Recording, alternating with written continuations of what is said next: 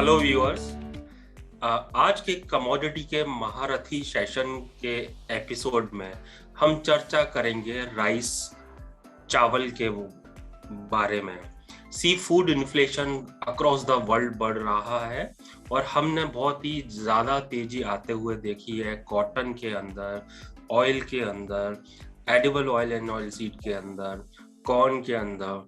तो कहीं ना कहीं ये एक क्यूरोसिटी रहती है व्यूअर के माइंड में कि एग्जैक्टली राइस कैसा पैन आउट करेगा। No doubt rice Y basis पर तकरीबन 38 से 40% अप है। क्या ये तेजी बरकरार रहेगी? किस तरीके से प्राइस मूवमेंट फ्यूचर में देखे जाएंगे? सबसे पहले हम ओरिगो के जो एक्सपर्ट्स हैं ग्रेन एंड पल्सेस के मिस्टर इंद्रजीत पॉल, हम उनसे उनका ओपिनियन जानेंगे। फिर आज हमारे जो स्पेशल गेस्ट हैं फिर हम उनसे चर्चा करेंगे। इंद्रजीत पॉल जी, आप राइस का आउटलुक कैसा देखते हैं this year and in short term also?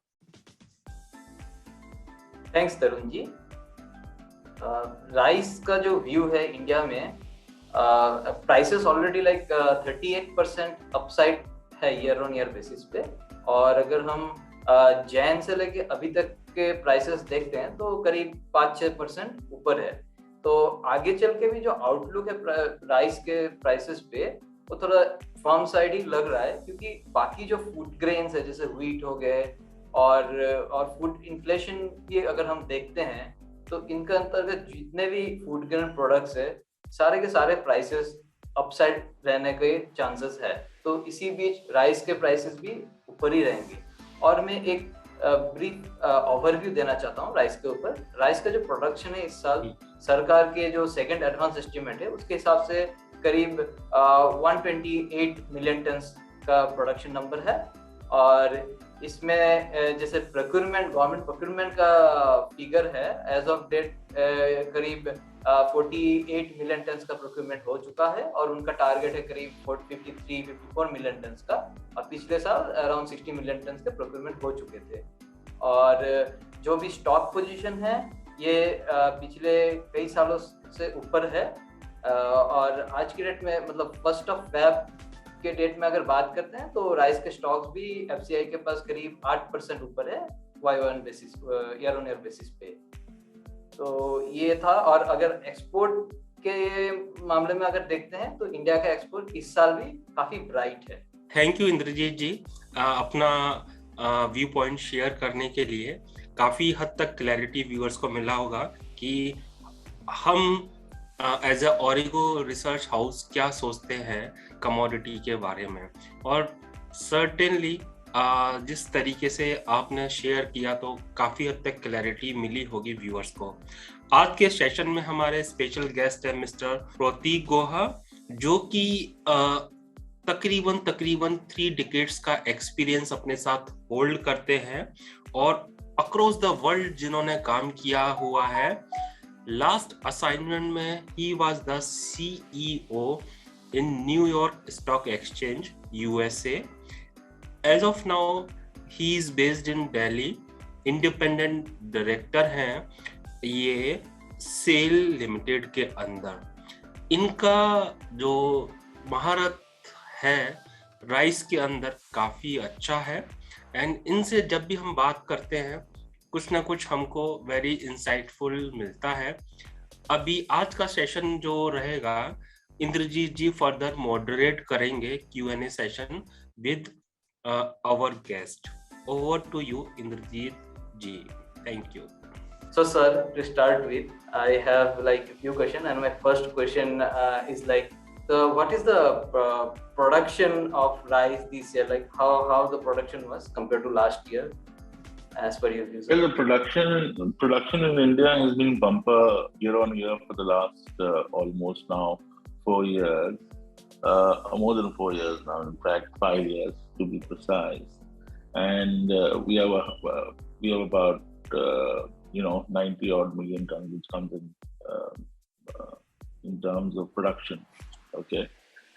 The only issue over there is the logistics now, which is creating the usual havocs which it normally does in India. Okay. So as such, rice production in India has been on the upswing. The acreage has increased. The crop size has been pretty much, I would say, seeing an increase of about 5 to 7% year on year. Okay. So, I mean, if you go by the figures for 21, it's around 120 million, if my memory serves me right. So what is the share of like the basmati rice and the non-basmati? Basmati share, the non-basmati share is bulk of it, more than 85% of it. Okay. And that's where the non-basmati is the major share and basmati is a smaller share. So basmati as such is about close to, I would say, around 10 million maybe, if all going well. So this year the basmati rice production was compared to last year, is it higher or on the downward side, sir? It's the same. See, the basmati production or increase on the global platform, because the markets are completely driven by export as such. Consumption figures versus the production figures remain very much stagnant in the basmati segment. It is the other crop, which is the long grain or the short grain, or as they like to generically put it, the non-basmati, which goes up and down. And my next question would be like, sir, how much is the rice consumption do you expect this year compared to last year? Consumption figures are very difficult to put here. See, we have a surplus of we have a buffer stock norm which is more than 4 times than what it should be. So I don't think consumption is going down. Out of the 120 million, easily it is. I think consumption should be around the 100 million mark. Okay, but that's a kind of a ballpark figure, because our buffer stock norms are which we keep year on year according to the government, and as per STI figures, is at an all-time high today. So we have a 3-year stock surplus. So let's say it was 15 million tons. So today it is, something close to 45 million in terms of buffer stocks, right? Or 40 million. There we are. So the consumption has not gone down, neither has it gone up, because it gets supplemented in some way or the other with wheat or with some other product as such in India. But yes, we are a predominantly rice eating nation if you map it state by state. Yes, sir. It's one of the staple food in most parts of the country. It is mostly if you map it state by state, I think rice will come up on top from wheat in terms of a staple. And so in the previous 1 year, we have also seen that government has also distributed wheat, like free wheat under this PMGKY, Pradhan Mantri Garib Kalyan Yojana. And due to that also, I think the consumption might have bit increased in this in the year. No, consumption of rice per household or per capita is not increasing as such. Okay. The pie has almost been the same, because the consumption and the crop figures are keeping pace, number one. So let's say we were at 104 million, 105 million for a production, and let's say we were at around 95 million for consumption, or 90 to 95 million. We're up to 115 million to 120 million, and consumption has remained around the 100 million mark. Okay. Yeah. So my third question would be, sir, this year, how is the government procurement going on as per the target? Well, the government procurement policy has been very good.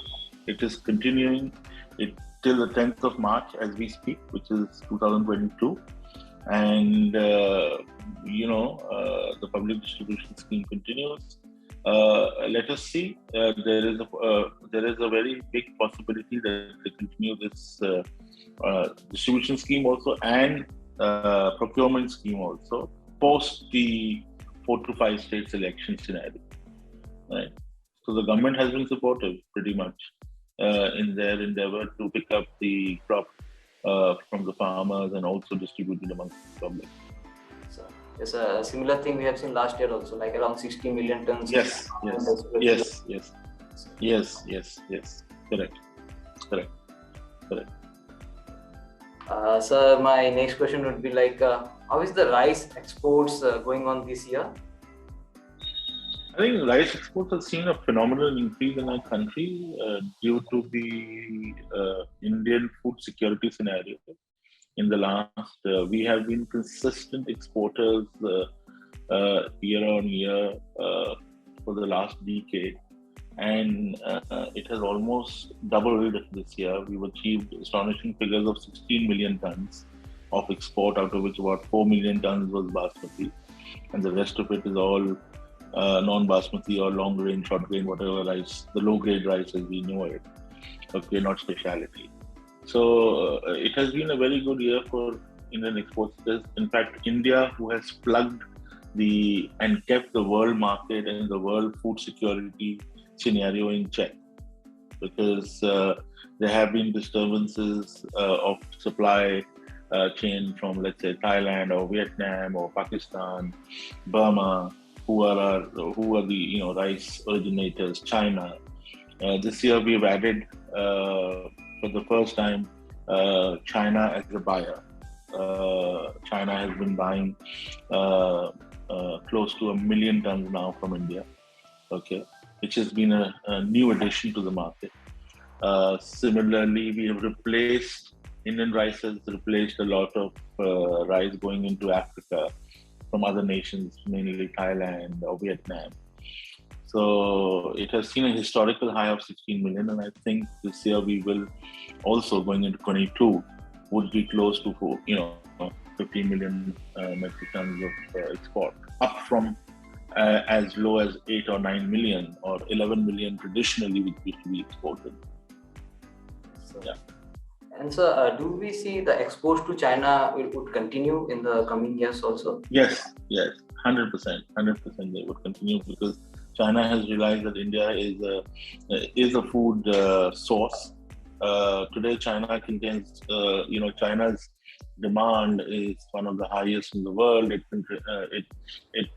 kind of encapsulates 40% of the world grain market in terms of consumption. So India is a very big source for them. They cannot ignore it anymore. They did for geopolitical reasons for many years, but I think they realize now that India's strength lies in its agro-based economy. So it will continue. Yes, sir. As we speak, we are almost 500,000 tons sold. That's what the industry is sold to China right now, and shipments are going on pretty much every day. Even looking at the logistical bottlenecks which all industries are facing, Yeah.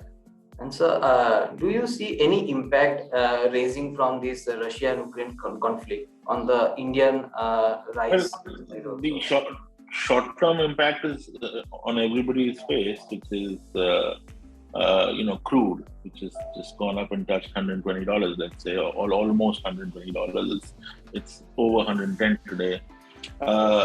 Obviously, we'll see freight rates, we'll see shipping lines, because shipping lines have been just increasing freight for the last 2 years now, post the pandemic, pre the pandemic, and during the pandemic. So short-term impacts are just going to be logistical. We are looking at higher freights, longer durations, of course, export into the Baltic Sea region or CIS region is going to get completely impacted. That's not obvious. Although India India's it won't impact the rice, but one thing which will happen good for the Indian exporting community is going to be the impact on the wheat, because we are going to see a revival of wheat exports in the short term and the medium term. Because Ukraine and Russia is going to be a little out of circulation in terms of logistics for the next at least 6-7 months. So this will be a very good impact for the wheat exports out of the country, and also for the edible oil industry, it will be a little bit of a challenge, because a lot of sunflower oil comes into India. We are a net importer of edible oils. From the Ukraine, we import a lot of sunflower oil, so that's going to be a challenge. So we'll see pricing, kind of go up there, and supply chain being disrupted. But all in all, it will have a positive impact on the wheat market. It already has. We've already contracted about more than 500,000 tons of wheat out of the country now, as we speak, in the last 10-15 days. So one shouldn't say this. War is very bad in the 22nd century, but it should balance out things, in my opinion. Yes, sir. So my next question is as government has already introduced this grain-based ethanol production, wherein this broken rice or maize and other grains like millets and all would be used. So do we see there is sufficient supply of broken rice so that we can inculcate in the ethanol production? Yes, I think there is, because you see, broken rice will substitute maybe corn. It used to do for let's say feed meals. And today, with the kind of government policies in place, with the procurement policies in place, India is a large producer of brokens. It is one of the largest exporters of brokens, in fact. And most of the brokens are being exported out of the country. So this will definitely help bottom line pricing for the rice millers. And maybe the exports might just come down a little bit, or pricing will increase, let's just say like that. The exports will have the same pie, but at least the pricing will increase, realizations will increase of the channel partners in the system. And till the time we have these kind of production figures and milling figures in the country, I don't see it as a problem or a challenge at all. And so, what is the rice closing stock we would be seeing by the end of this year, this market? I think it's 3 times the buffer stock. You have to look at the FCI website. It normally is 15 million, but I think we have 30 million tons in stock, if my memory serves me right. Yeah. Yes, sir. Yes, sure. Sure. As of first Feb, I think they were already 8% higher than last year. So higher, yeah. Easily, they should be by now. They should be about 12 to 14% higher, easily. And so my last question, and we'll conclude this round. The last question is what is your outlook on the prices part of rice that year? I hope that for the industry and for all channel partners in the value chain system, we achieve higher margins and higher numbers, not just by way of quantity, but also value-wise. I have a feeling that this year we should see higher values for sure in dollar terms, looking more so at the fact that the logistical issues, components of logistics is going to go up. Having said that, the real-time value of the product may not get the kind of value addition which is required, because it's a basic staple, right? And fortunately for the country, India is one of the few countries on the planet which has a surplus production stock, year-on-year production. So it should be all around pretty much a good year, just like last year. In fact, we should be able to definitely match those kind of figures, if not beat them. Just kind of thinking that looking at all the confusion which is going on right now around us. Yeah. Thank you, sir. Thank you, sir, for taking time from your schedule and joining us for such a interactive session. And we have gained a lot of knowledge from you, sir. Thank you, sir. Thank you so much. Thank you.